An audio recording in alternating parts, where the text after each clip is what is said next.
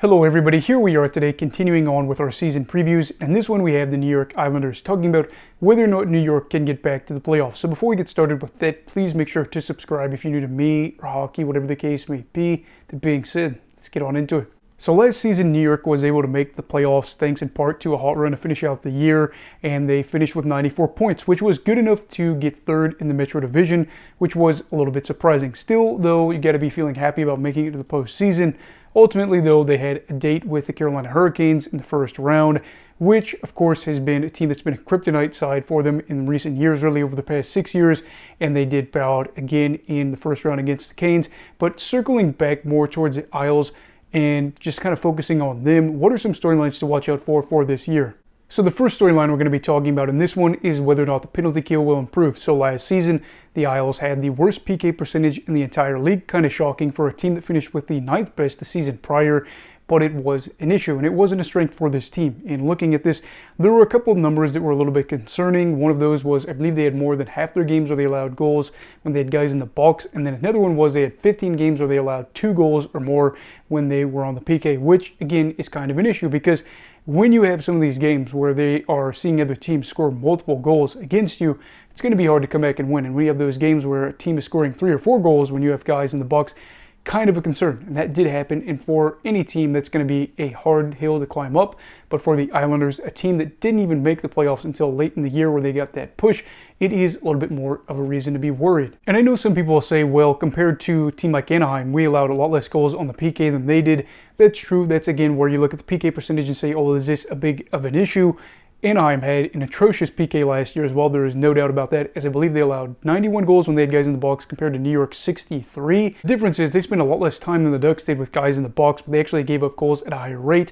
They gave up a lot of shots. They gave up a lot of chances. They gave up a lot of everything, and that's kind of an issue, right, for a team that is trying to, again, take a good step forward after kind of regressing after they had a couple of deep runs. You've got a Vezina caliber goalie in net with Ilya Sorokin. Make his life a little bit easier rather than harder. They aren't spending a lot of time on the PK anyway, so just try to make it a little bit easier when you are in that situation. And I do think this year the PK will get better because it's hard to imagine them having that bad of a PK percentage, but just get better at protecting the interior slot especially.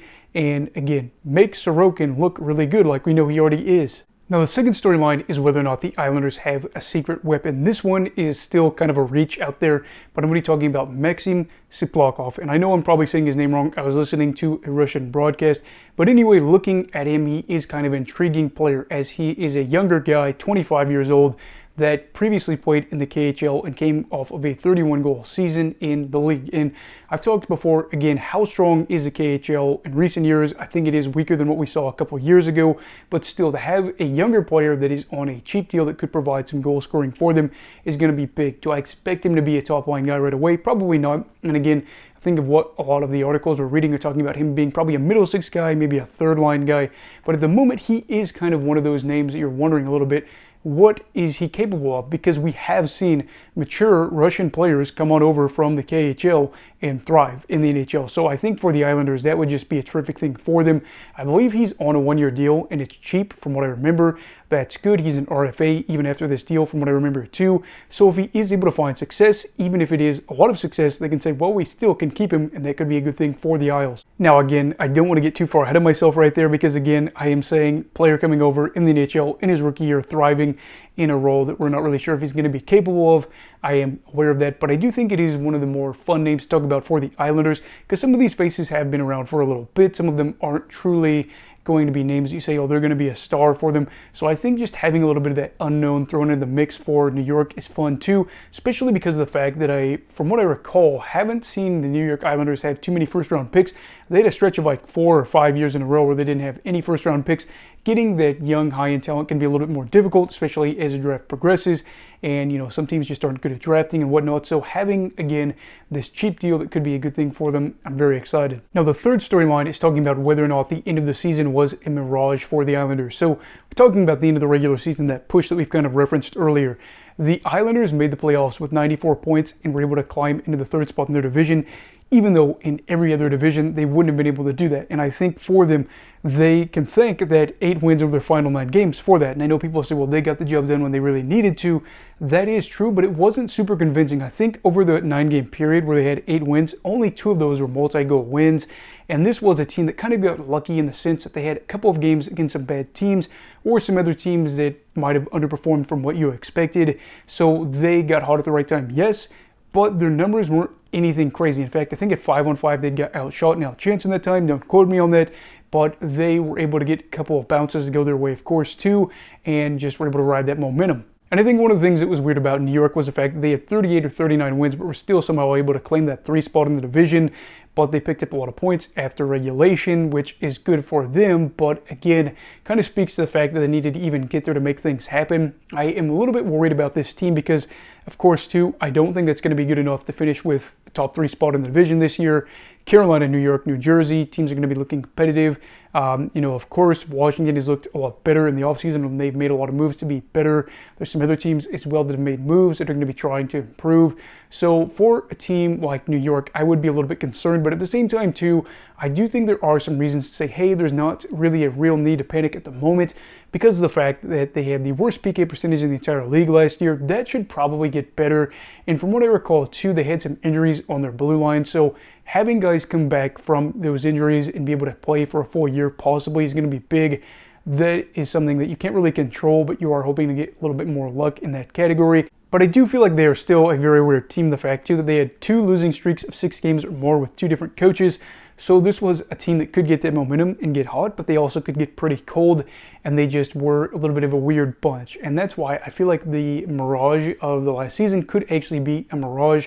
We will see with New York though, because again, they made the playoffs 5 out of the past 6 seasons, I do believe, and that's, again, almost every year. This is a team that's been relevant for a little bit. Whether or not that relevancy is going to be here to stay remains to be seen, but yeah, they've still been in the thick of it over the past few years. So overall, what are my thoughts on the New York Islanders? The Islanders feel like a team that is going to be on the fringe. And I know I've probably said that before in other season previews with other teams, but New York kind of feels like that case. They have pieces like Matt Barzal, Noah Dobson, Ilya Sorokin, where you say, okay, well, they've got these established guys that are having good years.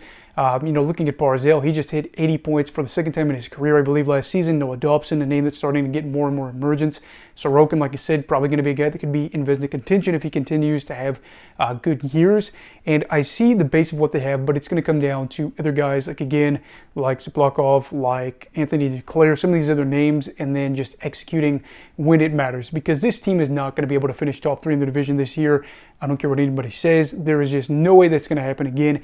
It was a very odd year, and I'm hoping with Patrick Wall in a full year, maybe they can get a little bit more consistency. Maybe things can be better. They had some things that went well for them. From what I remember last year, too, I think Bo Horvat was able to have kind of a good go of it when I was worried about he could have another down year. So I think the ingredients to be competitive are there, but I'm not expecting this team to really do a whole lot. They're not going to be that side that was fun and going on deep runs a couple of years ago.